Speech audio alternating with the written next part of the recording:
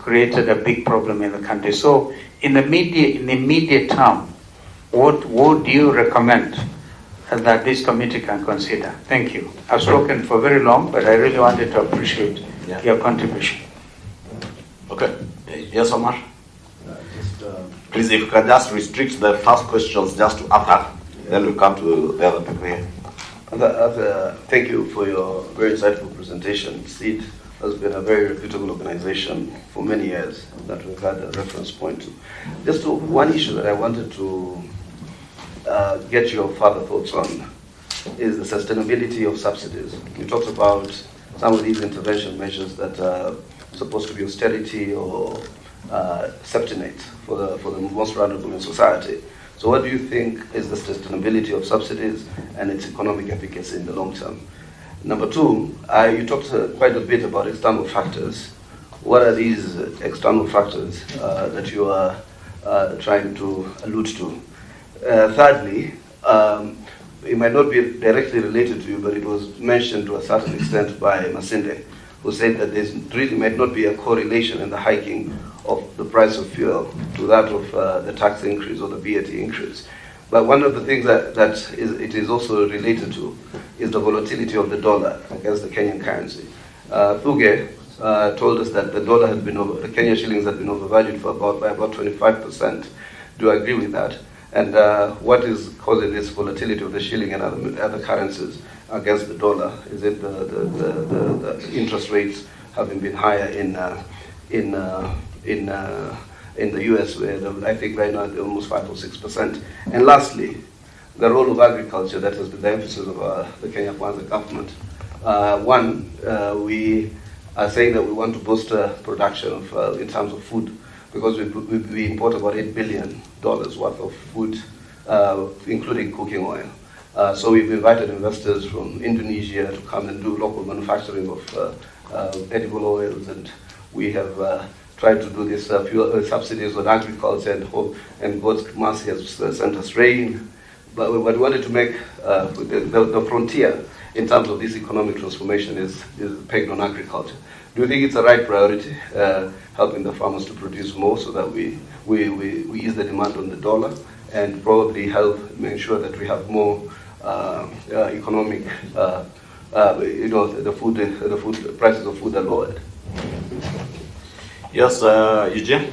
Thank you very much. I think first of all to thank Muliro and the other presenters, and to say I think he has really raised what the other presenters had raised, right from Margaret, who started us off, to Kwame, to Masinde, and to himself.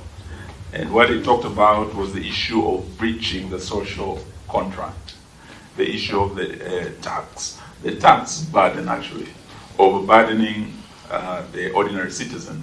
I think Margaret said it's only up to a point, then it becomes counterproductive. And that overburdening, I think you put it very eloquently in terms of reaching a level where it actually breaches that social contract. I think from the presentation we've had, I want to thank you very much for joining us and making very specific recommendations. I think Masinde had a very interesting analogy of the mosquito net, where the citizen in a crisis during COVID, there were many safety nets that were put in place to cushion the citizen from the harsh economic adversities that came with COVID-19. Some of the things that we did at the time, because I was in that administration, was the reduction of taxes. You have talked about that tax burden. The other experts have talked about reduction of certain taxes. But at the height of COVID, I think we did reduce certain taxes, including the income tax from 30 to 25%. We had the VAT itself. At the time, I think we were at 16%. We reduced it to 14%. And we had other tax waivers for those low-income earners. And I saw in your presentation, you're saying those at the bottom are the ones bearing the greatest burden when we are overburdening the taxpayer. And we had a cutoff for those who are earning 24,000 monthly salaries and below. We cushion them against this. I think other COVID interventions that we have put touch on the education sector, and I think you have recommended more investment in education. We have the infrastructure, building classrooms and desks, and many other interventions across different sectors. So what we would like you to probably, I don't know if you're following your other presenters in terms of the specific areas of reduction. So the issue is not if, it is how we can reduce this burden that is a real serious challenge to the taxpayer. And we don't reach a situation where we have the situation like arose in the Bible of Balaam and the donkey, where the donkey was overburdened to the point of actually talking to Balaam.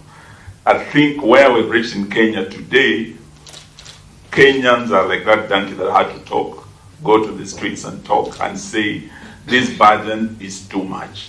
So we are looking at the areas where the burden can be reduced for Kenyans to breathe in terms of short-term and in terms of long-term interventions. So as you conclude, probably we already have what you have presented, but if you have anything more in terms of specific areas of reduction, we'll be very happy to receive your written presentations, in addition to what you have presented, which really agrees with what the others have presented. Thank you.